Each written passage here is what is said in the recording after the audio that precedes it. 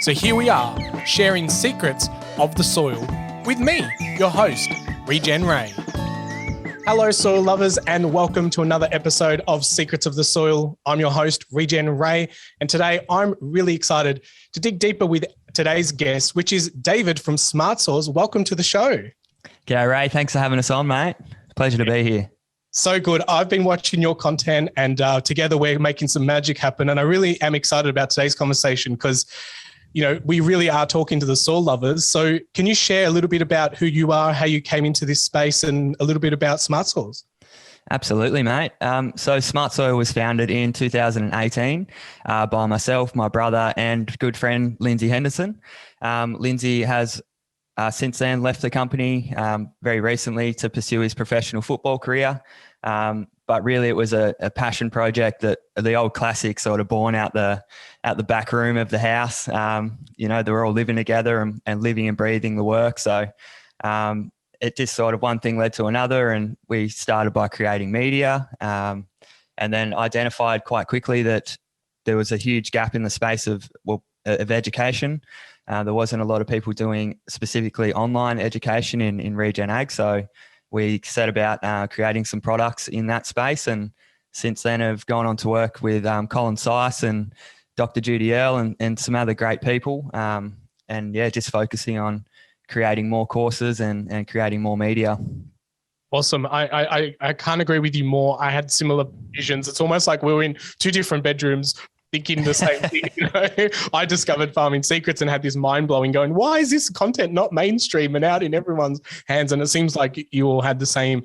And I think the best startups are the ones in the garage and in a bedroom. Exactly. Yeah. It's certainly like most things in nature. It wasn't a linear path. Like we did do a lot of different stuff, and I started in the permaculture realm. So out the back of actually yoga school. So I met Lindsay in India at yoga school. We were studying Hatha yoga. And yeah, just hit it off. It was one of the first Aussies I'd met in a couple of months over in India. So I was pretty stoked to see him and have a chat. But so yeah, once we got back to Australia and we'd sort of settled down, he had never been to Western Australia. So he was like, well, I'm going to come over and we'll try and create something. So we did that and started a yoga studio, and we're doing retreats and that sort of thing. And then, yeah, went into permaculture, and then the world of agriculture opened up, and we were just like, holy shit, like, look at this. What an amazing sort of an area that impacts all strains of life. So it's really good to be doing some good work. Yeah. Do you remember what brought you down this pathway? Because you've spoken about, you know, yoga and the yoga studio. And I find it very interesting that it's a very, a soul searching kind of exercise. Then you stumble across regenerative and you think, wow, look at this. It's so in alignment with that. But what got you interested in soil and permaculture and that more? Totally. And you're right. It's a sort of like the end point of that whole wellness journey, isn't it? Like, I know a lot of the yoga crew sort of end up coming into the permaculture space, more so than going into mainstream ag.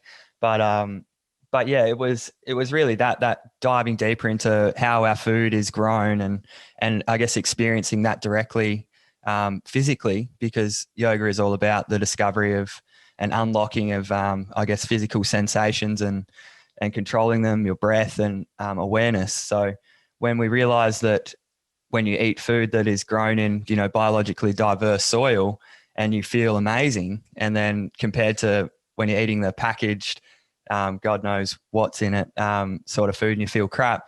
So it's like, well, there's something here. And then the whole thing about, I remember reading something, and it was about bringing the soul back into agriculture. And it was some age-old quote, but it was something like, if we could bring the soul from sort of like yoga, spiritual practices into agriculture in some way, then we would sort a lot of the ilk out in that exists in agriculture today. So I was like, well, that's really interesting. But the turning point, back to your question, probably more so was Paul Stamets. I mean, everyone starts with Paul Stamets.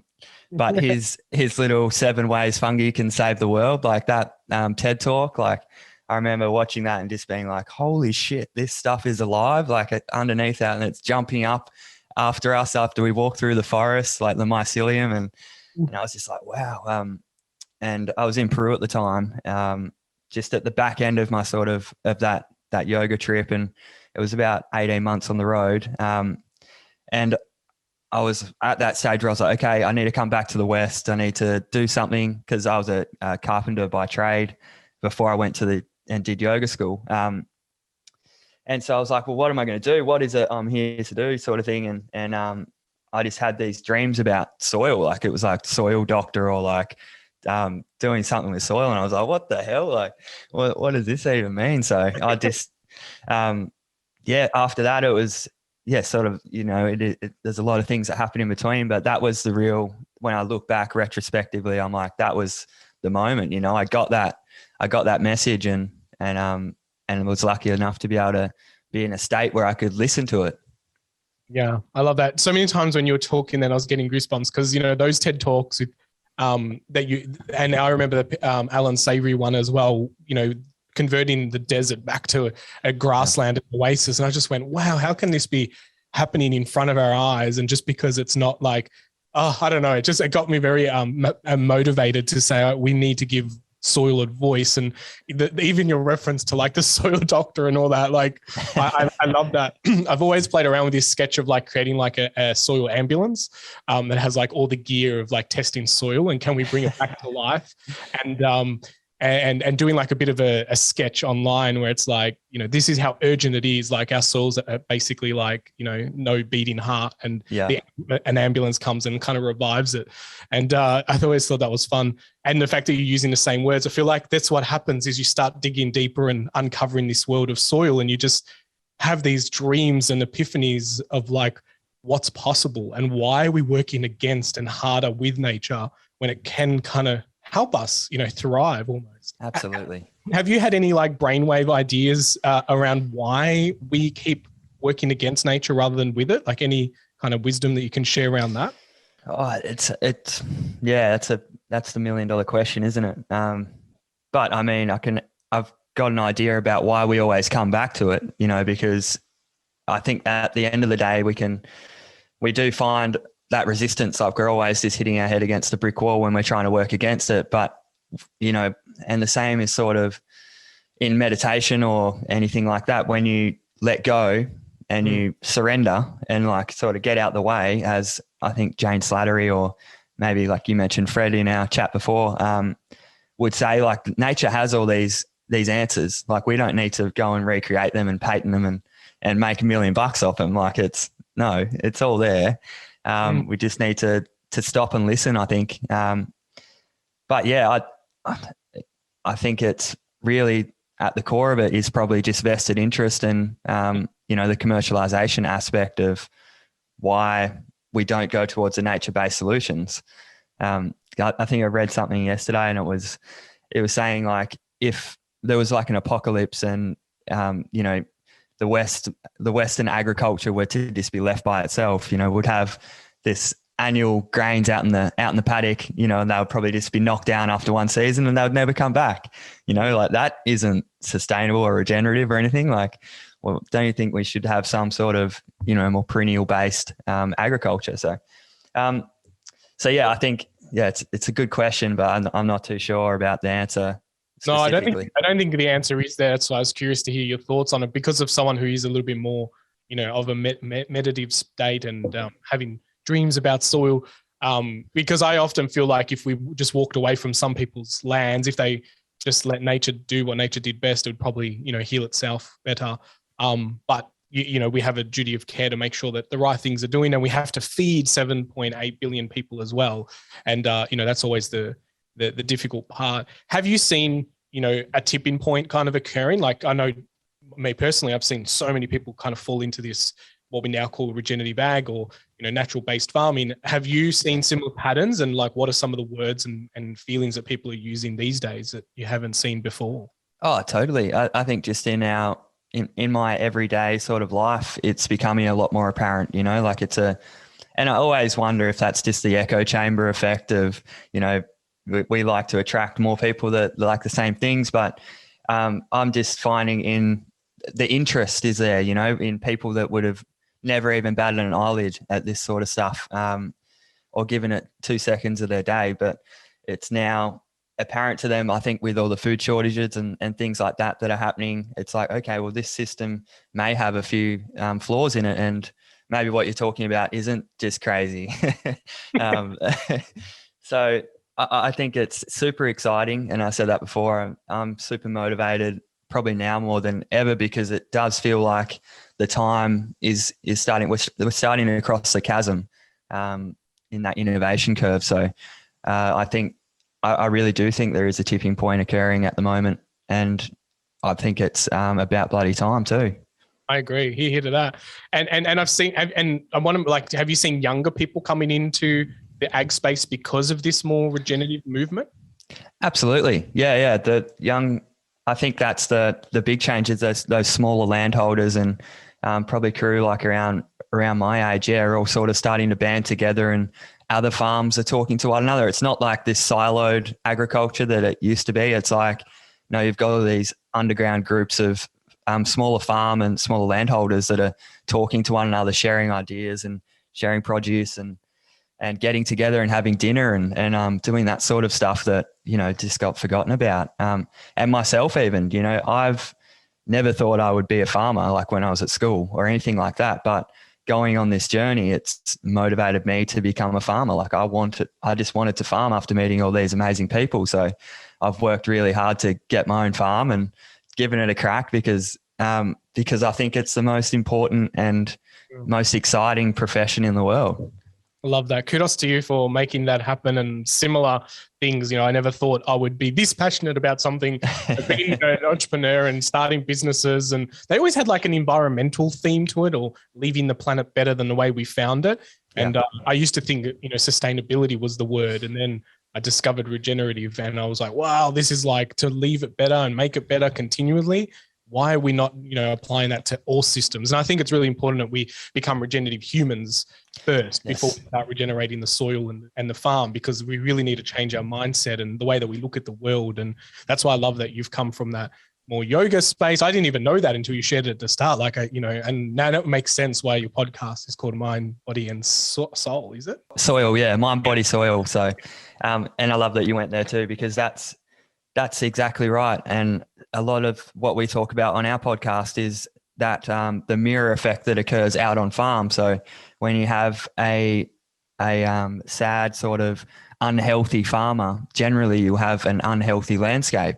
Whereas the opposite is true for when a farmer is really healthy and vibrant and excited about his work or her work, their land is generally humming. It's a different thing. So I think even just witnessing that, you're like, wow, there is definitely something greater going on there. And I know Terry McCosker talks a lot about the subtle energies and that sort of intention behind what you're doing. And even Diane and Haggerty, they say, to the extent where they'll say, if there's people out there that are doing the work that they've employed and they don't believe it, or they don't have the right mental attitude, it won't work as well on the land with what they're doing. So I just think that's such a fascinating field that we haven't even tapped into yet in this whole regen ag or agriculture as a whole. Agreed. This is why I love CSAs, or community supported agricultures. And they're not big in Australia. We call them more subscription boxes, but I think it's the wrong way around, because a proper CSA means that you go in as a share with the farmer, and the farmer is sowing that seed with the intention and the knowledge and the energy and the vibration that this seed is going to germinate, and whatever it yields is sold to a share of a group of people. And I think, that energy-based farming and that intention of knowing that this is already sold and it's going to feed someone is such a different way of farming than putting a seed in and go, I really hope this yields so I can pay my bank loan next season. Exactly. It's a totally different approach, isn't it? It's like one is based in that fear paradigm where they're, I hope if this crop doesn't come off, I'm stuffed, whereas then sharing the load and going in with love and respect, and I guess that fear is reduced because those community supporting people are sharing that risk with the farmer as well. They might see that if there's a frost that comes along and they don't get a crop, then, well, hey, that's farming, isn't it? That's right. Yeah. So yeah, I think that's part of the shift too, Ray, that you're talking about, is that there is greater awareness now in the consuming side as well. So now people are more interested about where their food is coming from. They want to support these farmers that are doing the right thing, because they feel like their food that they're getting is responding differently to their body, and maybe they don't even know it, but they're just attracted to go and purchase more of that food. Or it is just, consciously trying to support producers that are leaving the place in a better state. Yeah. I think conscious consumer is like the word that I keep hearing and reflecting back, is to say, like, we do need to educate people to make better buying decisions, to ask better questions and understand where their food's coming from and why are, things labeled organic and natural, but they're not labeled with the fact that they're using poisons or chemicals and things like that. So, better questions get better answers, and supply versus demand is the old marketing trick. And the more demand there is, the more supply will get created. I think farmers would jump out of bed if they knew people wanted and were demanding regeneratively grown food, Oh, totally. And you just feel like the buzz off at the event, like say a regenerative agriculture conference or something like that. There's a real energy in the room. Like these people, they are humming at a high frequency. There's a real vibrational shift there compared to, say, if you go to the local, and I don't want to be dogmatic and say that this is better and that's bad, because we're all on our own journey and we're all learning, and, we do the best with what information we have at the time. So I think that's a really exciting aspect too that is happening, is more people are coming over, or even just listening. Before is where they'll just say, oh yeah, piss off. Like, you don't want to put anything out on the crop. Yeah, exactly. They'll be like, oh yeah, like they'll have actually a yarn about it, which is a big shift. So. Agreed. In the startup world, there's always like, if someone says your business idea is crazy, just carry on, because one day they'll ask you, how did you do it? I think that's what's happening now. All these regenerative farmers, organic or whatever method that were more naturally based, were kind of the crazy ones in their town, and the ones that were creating fire risks and dangers. Yeah. And now everyone's leaning to them and say, how did you do that? Or how did you stay green this season? And I think that's really, really fun. And I heard the other day that in the latest Jurassic Park movie, one of the roles, the guy wrote a soil book, and they refer to regenerative farming in a movie. And I thought that was like, because someone was like, oh my God, they used the regenerative farming and soil science in this movie. And I haven't seen it myself, but when we start seeing references in pop culture, I guess, as regenerative ag, I think that's kind of, that to talk to that tipping point shift kind of happening. Absolutely. Yeah, no, it's a scary thing, but it's also a good thing, I guess, to know that the big end of town is starting to wake up to the regenerative ag movement. And you even see a lot of people sort of trying to put forward a new buzz term, or, branching out into eco-regenerative or biological farming. But really at the end of the day, and I don't think there is a box that you can put it in, but I think when you say that if you're leaving the environment better, there's more biodiversity, there's more water holding capacity, there's more vegetation on the landscape, like for more of the year. Like these are the sorts of things that they should be getting praised, I think, instead of just, this is the one method and the one method that rules all sort of thing, So I think that there is definitely a tipping point, and it's going to happen quickly. I really think so. All these conversations that are happening on your podcast and other podcasts around the world, I think will just start to hockey stick in interest. Yep. And for those who don't know what a hockey stick means, it's just a graph that goes up really, really quickly, and it looks like a hockey stick. It's such a tech startup world terminology, and I love it, because I think the same. You look at Google Trend data, and all the regenerative words are going up, and surprisingly also a lot on YouTube, which just means that people are going straight to the how-to videos. So they're cutting the BS of like learning why, they're just going straight to the how-to. So on that note, we're going to take a quick break, and when we come back, we're going to dig a little bit deeper into some of the practices and techniques that you've learned from some of the mentors that you've been working with. So lovers, stick with us. Wait, before you hit the skip button, if you're a soil lover and love listening to my podcast, then I want you to discover more by getting access to my Patreon, where I share behind the scenes and bonus content that doesn't always make the conversations on the podcast. So head over to secretsofthesoil.com/support, where for a very small fee, you get to hang out with me and other soil lovers, where we get to geek out about soil and get access to exclusive content.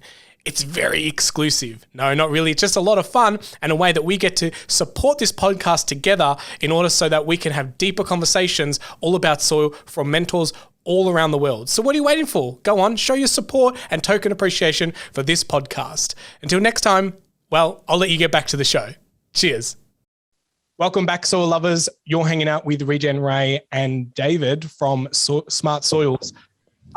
Smart Soil AU, actually, if you want to follow them on Instagram. David, we've just been talking about soil and the change, and I know that everyone who always listens, they go, awesome, I get it. I want to go regenerative and I want to do the soil better than the way I found it. What are some of the practices that you've kind of come across during your journey and a lot of the mentors you've been hanging out with? What kind of wisdom have they shared onto you that you can share onto our soil lovers?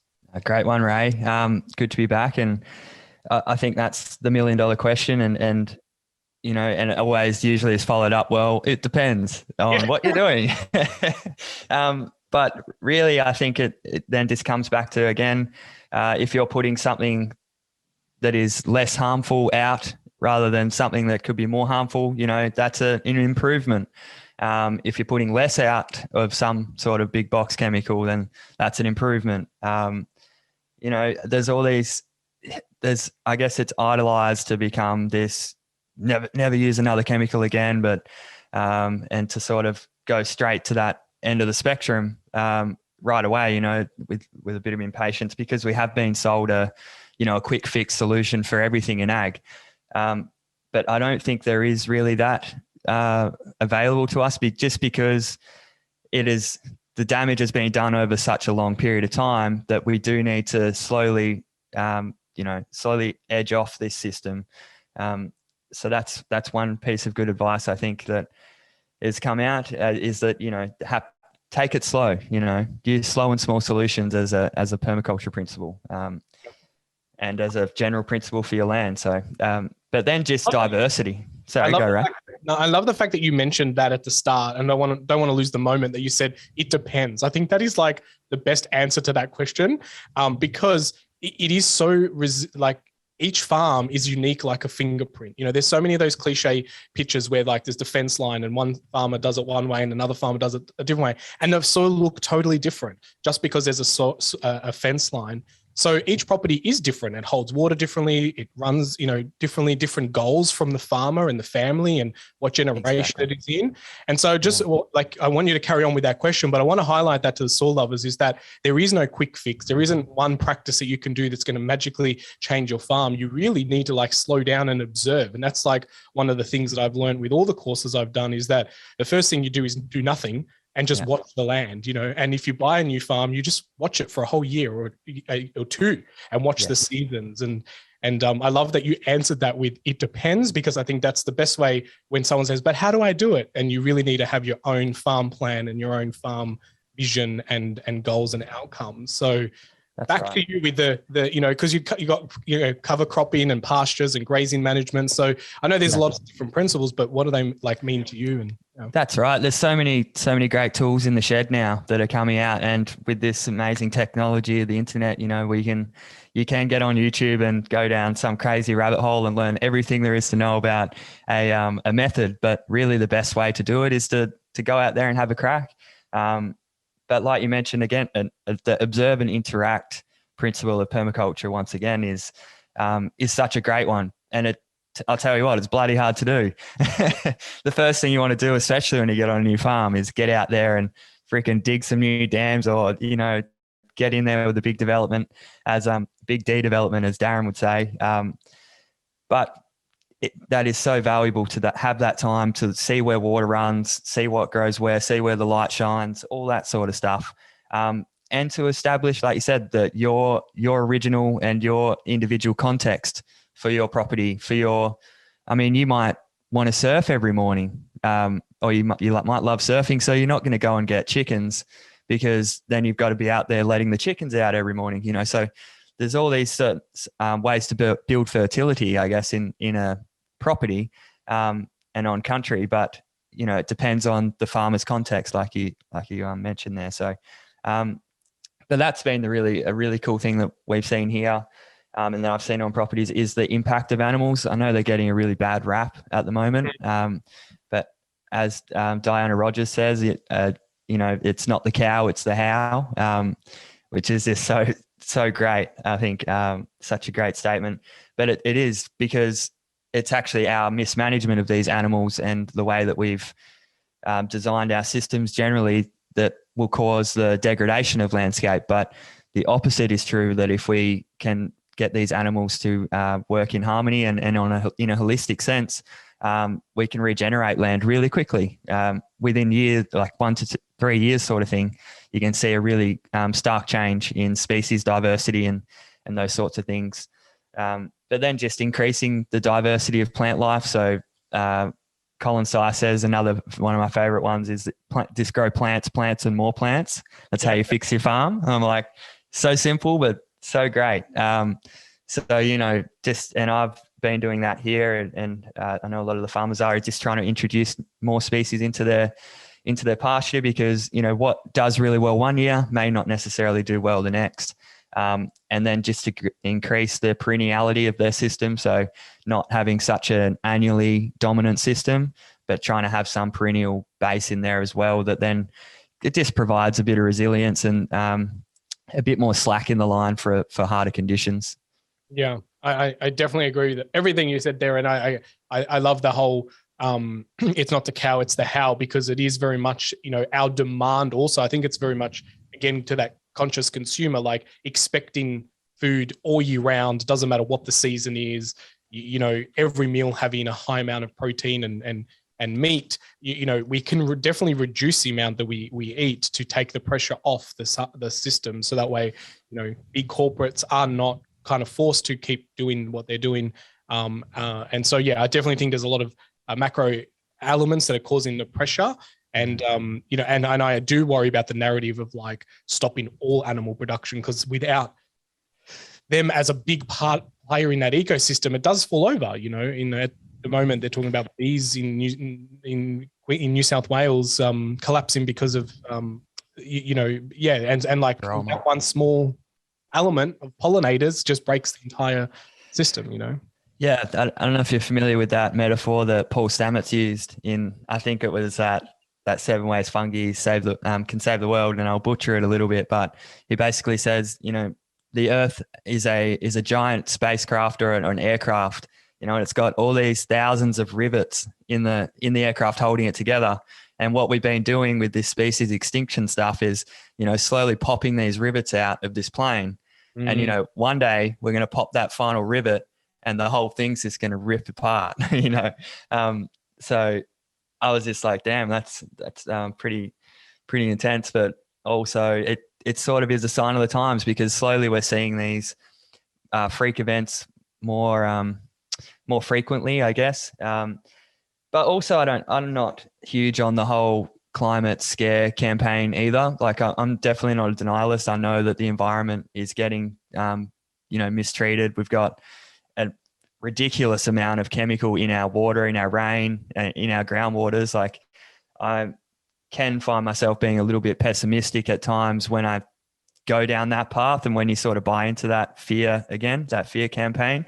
But I think it's much more exciting to be optimistic and realize how quickly regeneration occurs, and also create agency in farmers, in people to support farmers that are solving these problems on the ground, because the agency is where humans really draw their purpose. We're here to be caretakers and to interact with the outside environment in a positive way. But what we've done so far is outsource that responsibility to big corporates, because like you said, we want crops at every time of the year. So it's humbling to know that if we come back and take responsibility for our own food production or where our food comes from, that we can actually have a net positive effect on those overarching problems as well. Yeah. I think when closer to the beginning of the conversation, we said, sometimes it's better if we just leave the land alone and we don't touch it.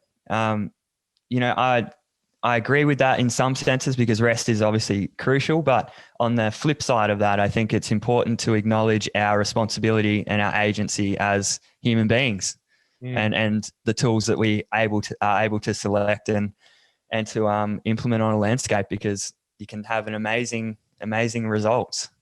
Yeah, I agree. And it all is, again, back to that mindset of the regenerative human, taking view of that problem and applying a solution that's going to heal and make better and improve. And I agree, like having positive stewardship on the land means that we can fast track. Once they thought it took thousands of years to grow 1 centimeter of topsoil, and then farmers are like, Nicole Masters growing like half a meter in like a couple of years. It's like, no. That's if you just abandoned it. But if with the right care and animal integration and responsibility, we can fast track that and grow topsoil and regenerate and fix so much of the damage we've done very quickly. And I think that's what's empowered a lot of people to like jump on. And I agree, I'm not a denialist either of climate, but I think the narrative is being pushed in a way to move certain things forward that, I don't know, may benefit other organizations or certain industries. And so we just need to be mindful of that as well. And so that's a really important and animal integration. And there's another conversation that's going to come out that I speak to, because I'm always very big on seeing the coin from all three sides, the heads, the tails, and the edge. And so I've invited, people who are vegan and other eating methods to talk to what they think. And, one of the podcasts that I had, it was with the lady who spoke about her vegan journey and why all animal cruelty should be stopped. And we had a friendly conversation. And I think the thing is that we all agree that we need to reduce what we consume. We don't have to have, kilos and kilos of meat every day. And if we are, we're making better decisions that it's been regenerative and that animal's had a positive impact on the planet, not negative. That's it. I think that's hit the nail on the head. It's that it's not the cow, it's the how thing again translates to a consumer attitude as well, because like, for example, our family, we only eat, meat from regenerative sources. We don't eat a lot of it, but what you're getting when you eat that meat, it's a bit more expensive. So you don't eat it as frequently. But, you're getting all of that nutrients that you should be getting, that you're probably getting from like 3 steaks of like, this factory fed stuff. So, and that it's actually having a positive impact somewhere down the line. So it comes back to that responsibility, I think, again. Yeah. And sure. buying, I think the future is buying quality, not quantity. Like we buy things by the kilo now. And I think that will have to change in the future when, things, if we want to put markers on quality, then we need to pay by nutrient density or something different. I don't know what it will be, but I do love the narrative of a lot more people being conscious about the nutrient density. That I always jokingly say that whole apple a day keeps a doctor away is now turned into like 4 apples a day, because we need to eat 4 apples to get the same nutrient, that we once used to. So, yes. I think people are starting to realize that and say, well, maybe it is better to buy 2 apples that are really good quality and I only eat it once a week or twice a week instead of every day, and nutrient dense. And the body will crave less when it's nutrient fulfilled. Absolutely. And I think just to switch back to what you were talking about there for a second about the eating less meat, etc., or even veganism. I mean, when I was in the yoga mindset and in that community, in that crowd, that is such a popular opinion. Like, I was vegetarian for like 2 years or something, 2 or 3 years. It was a long 2 or 3 years now. But it was only once I learnt of the role of animals in an ecosystem, because I was still running on that old thing. Hooven animals are the reason that the West Earth are all, while the soils are all degraded, yes, there's some speck of truth in that, but really it's the cow's mouth that does more damage than the hoof. And Dr. Judy L said that in a conversation a couple of weeks ago, and I was like, I didn't hear it till I listened to it back, and I was like, wow, that's a real good nugget of truth right there. But that's the thing. And I think the harder we swing generally one way to say a strong opinion on vegetarianism or veganism or can't even nowadays you have carnivores that just eat red meat, you know. But the further you swing that way, the harder you generally come swinging back the other way. So like I've found that, you know, now I still respect people's decisions to be, you know, eat whatever they want, because it's an extremely personal and spiritual process. What eating, you know, it's what makes us almost human. So, but yeah, I think generally they'll come back the other way, and when they do, it's a big old humble pie. You know, like I was the guy I posted on Facebook telling people that they're the devil basically for eating the cow, you know, like, but now here I am telling people to eat good regenerative steak. It's like, come on, man. Yeah. But yeah, it's that humble pie thing again. We only do what we like. We do the best with what we have.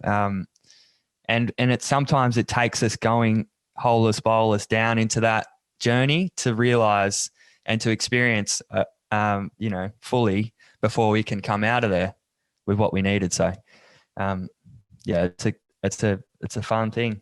It is. And I agree. I think, you know, experience trumps knowledge.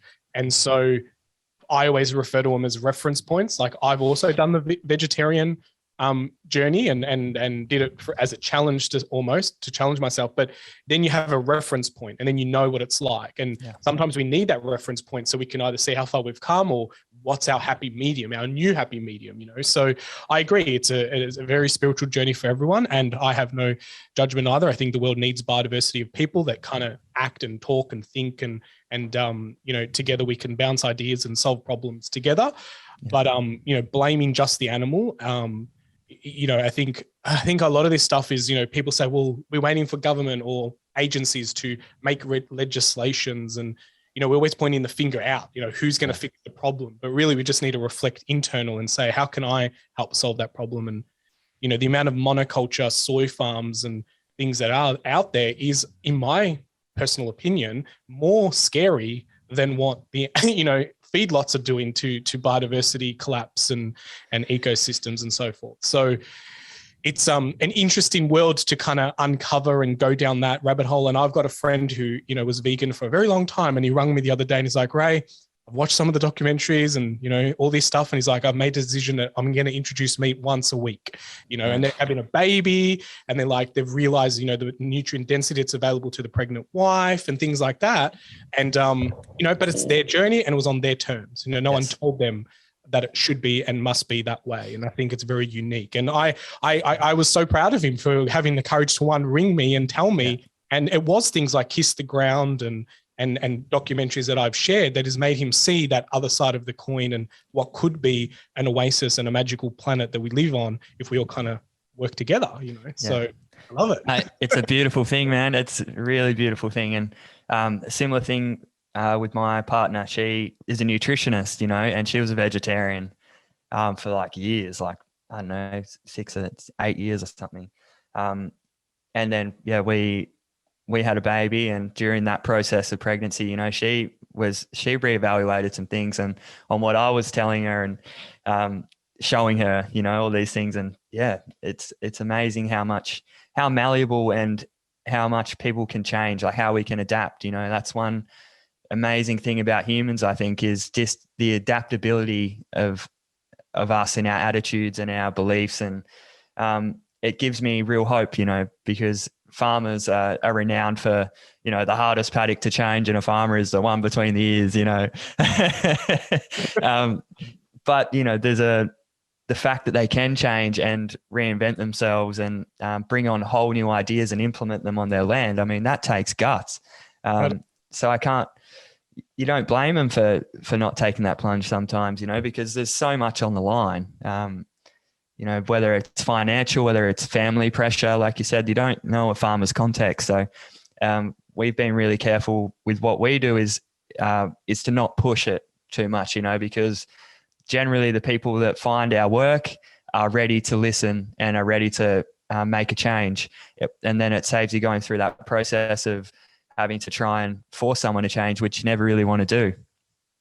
Agreed. Couldn't agree with you more. It's, you know, when the student's ready, the guide or the mentor or the expert will present themselves, you know, when you flick that switch in your mindset, and you've said this a couple of times, everyone's doing the best they can with the knowledge they have at that time, and no one's doing anything wrong. It's just like you go to an expert and they say, put this many kilos of this chemical, and you go, okay, follow the bouncing ball, so it doesn't matter. But now there's different viewpoints coming out and more case studies, like all the work that Soil for Life is doing, like the abundance of case studies. It's hard to see past to go, hang on, maybe there is something in this, Yeah.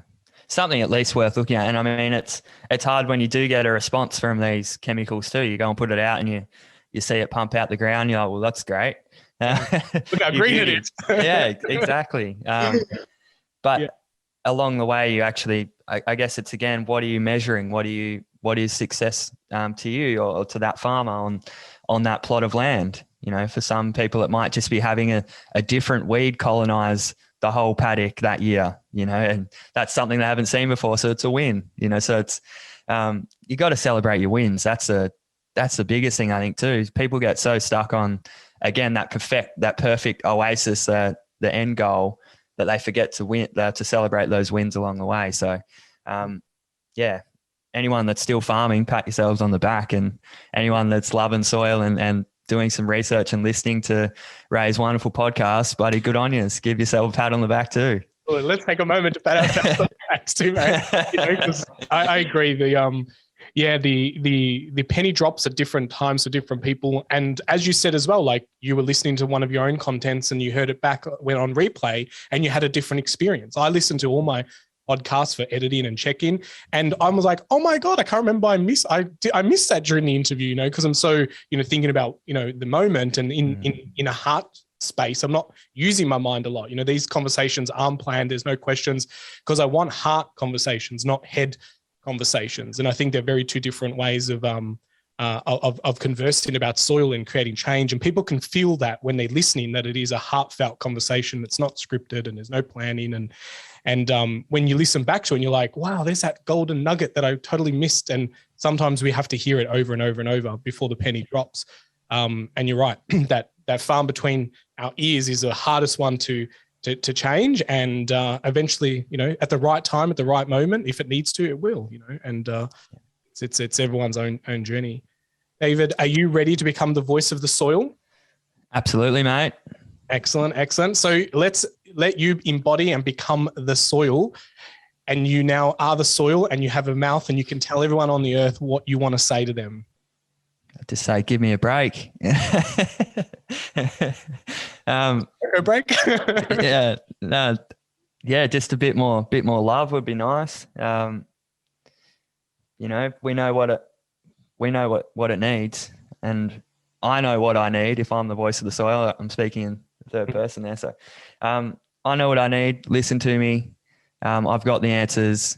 Stop looking at the stars. Start looking underneath your feet. Love it. I saw a post today about the fact that we know more about Mars than what we do at our own planet, with our feet. It's just crazy. It's bananas. I love that. So, give it a break. The soil needs you to stop and listen and reflect with it. And it's telling you lots of signals. So I love that, becoming the voice of the soil. And to your point before about the paddock breaking out in weeds, to celebrate that would be like such a big paradigm shift for farmers. I think that is something to celebrate, because all of a sudden the soil is giving you a signal of like what is happening, and you need to celebrate the fact that a paddock breaks out in weeds, because now you've got a feedback loop.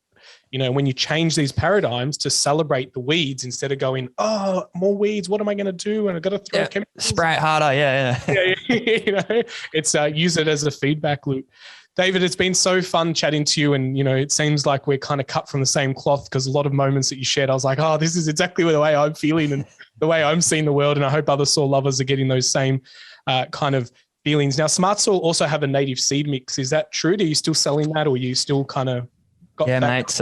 So that's a really exciting space that we're working through Colin Sice's work, building out the back of that. So we supply perennial native grass seed, a few different species. Some of the Warrego species are actually being worked on by the Gamilaroi people of up in New South Wales with Sydney University, doing some really cool research on the edibility and the palatability and the nutrition content and that sort of stuff. So that's really exciting. More to be coming out. But really, we're putting the call out to any farmers that are interested in growing perennial native grass seed to give us a message, either reach out through our socials or anything like that if you're interested in finding out more, because we are looking to grow our suppliers because we can't keep up with the demand of,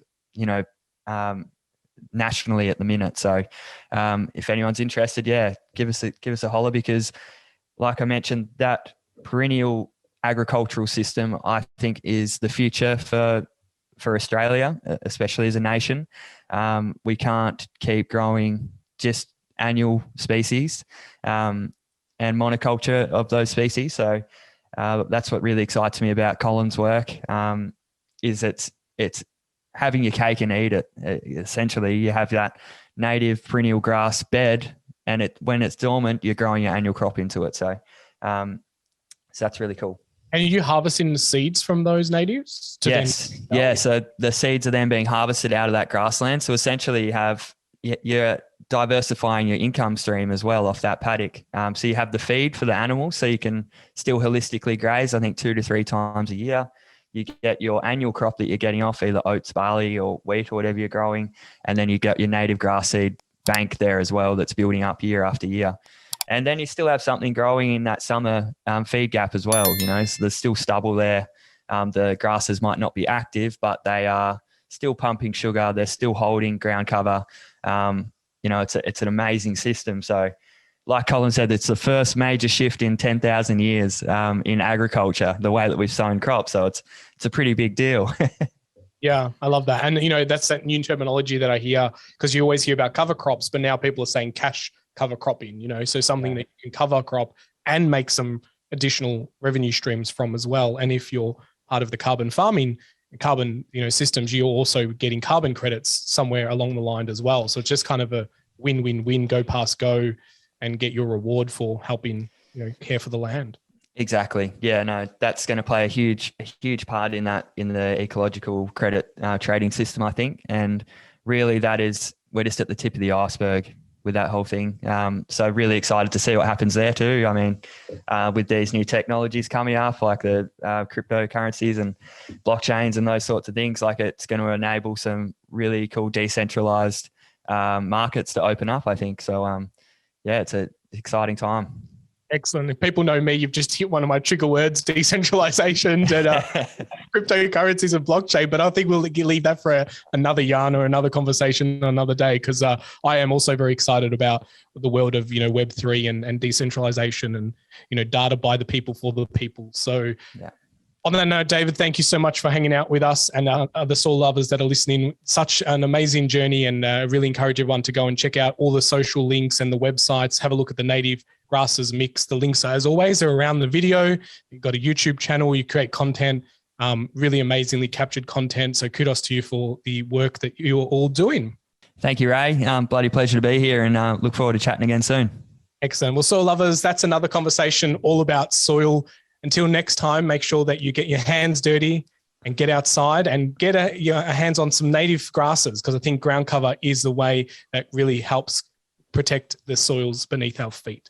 Until next time, I'm Regen Ray. Stay curious.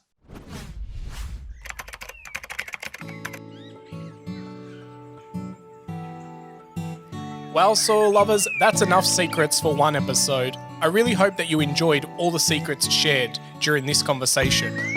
But hey, let's not keep it a secret. Please share this podcast around and make sure that you like it and leave us a review, because that really helps spread the secrets of the soil. Until next time, remember, get outside, get your hands dirty, and keep digging deeper into your soils.